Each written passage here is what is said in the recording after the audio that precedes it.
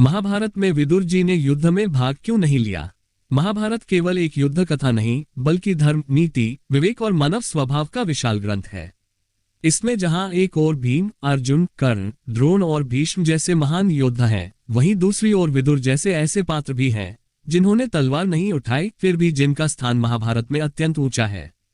अक्सर यह प्रश्न उठता है कि इतने बुद्धिमान, धर्मनिष्ठ और सत्यप्रिय होते हुए भी विदुर जी ने महाभारत के युद्ध में भाग क्यों नहीं लिया? क्या वे युद्ध से डरते थे, या उन्होंने जानबूझकर स्वयं को युद्ध से दूर रखा? इस प्रश्न का उत्तर समझने के लिए हमें विदुर जी के जन्म, स्वभाव, भूमिका और उनके धर्म दृष्टिकोण को गहराई से समझना होगा। 1. विदुर जी का जन्म और सामाजिक स्थिति। विदुर जी का जन्म ऋषि व्यास और दासी पारिश्रमी के संयोग से हुआ था। महाभारत के अनुसार सत्यवती के अनुरोध पर व्यास जी ने विचित्रवीर्य के वंश को आगे बढ़ाने के लिए नियोग किया। अंबिका और अंबालिका के भयभीत होने के कारण उनसे क्रमशः धृतराष्ट्र और पांडु का जन्म हुआ। तीसरी बार जब एक दासी को भेजा गया, तब उसके विनम्र, शांत और भयमुक्त व्यवहार से विदुर का जन्म हुआ। यद्यपि विदुर जी जन्म से ही अत्यंत बुद्धिमान, धर्मज्ञ और नीति कुशल थे, फिर भी वे दासी पुत्र होने के कारण क्षत्रिय नहीं माने गए। उंगली से दाहिनी ओर इशारा महत्वपूर्ण तथ्य। महाभारत के काल में युद्ध में भाग लेने का अधिकार मुख्यतः क्षत्रियों को ही था।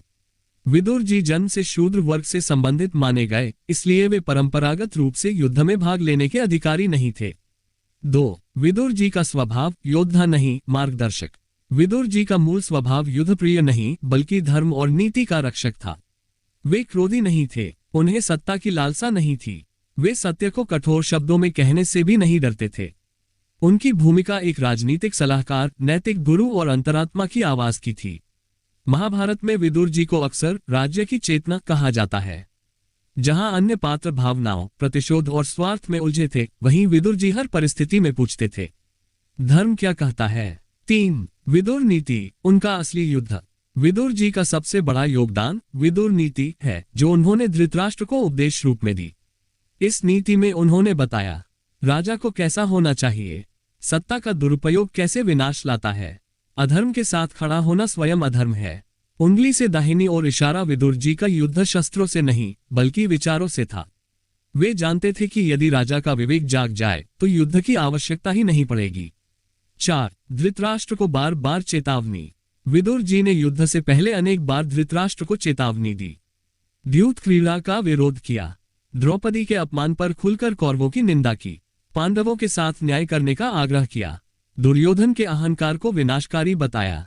यहां तक कि उन्होंने स्पष्ट शब्दों में कहा, राजन, पुत्र मोह में आप पूरे वंश का नाश कर रहे हैं। लेकिन धृतराष्ट्र ममता और अंधे प्रेम के कारण सत्य को स्वीकार नहीं कर पाए। 5. विदुर जी और अहिंसा का मार्ग। विदुर जी अहिंसा में विश्वास रखते थे। वे जानते थे कि यह युद्ध केवल राजसिंहासन के लिए नहीं, बल्कि पूरे आर्यावर्त के विनाश का कारण बनेगा। उनका दृष्टिकोण था, युद्ध में कोई भी वास्तविक विजेता नहीं होता। धर्म की रक्षा हिंसा से नहीं, विवेक से होती है। इसीलिए उन्होंने युद्ध को रोकने का हर संभव प्रयास किया। 6. विदुर जी का वंगमन, मौन विरोध।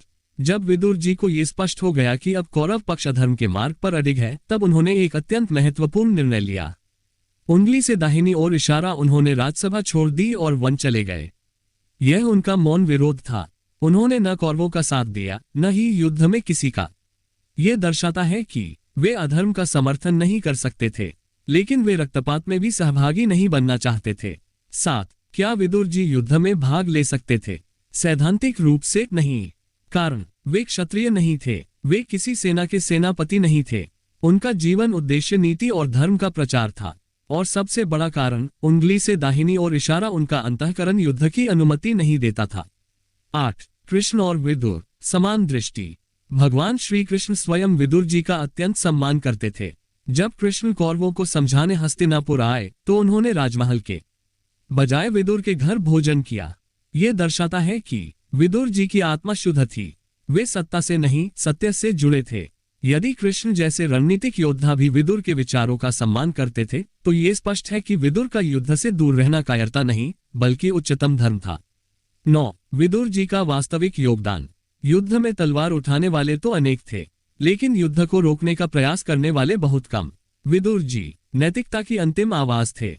समाज को ये सिखाने वाले थे कि धर्म केवल विजय में नहीं, सही मार्ग चुनने में है।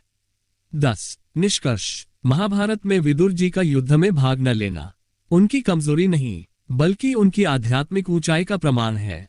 उन्होंने ये दिखाया कि हर युद्ध तलवार से नहीं लड़ा जाता, कभी कभी सबसे बड़ा युद्ध अपने ही समाज के अधर्म के विरुद्ध खड़ा होना होता है। विदुर जी का जीवन हमें सिखाता है, जब पूरा संसार शोर कर रहा हो तब भी सत्य को शांत स्वर में कहना ही सबसे बड़ा साहस है।